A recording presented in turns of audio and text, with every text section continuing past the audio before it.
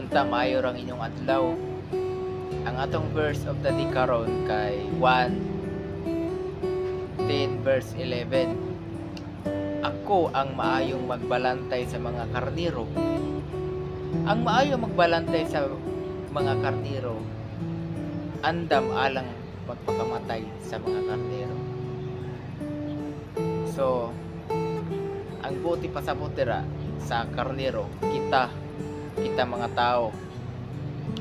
Ug ang magbalantay sa atoong panahon karon mao na sila mga pari, mga pastor, ug uban pang mga nagtudlo sa maayong balita sa katawhan.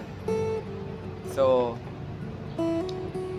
na ako na obserbaran sa lain-laing mga religions, especially sa Catholics, sa Roman Catholics.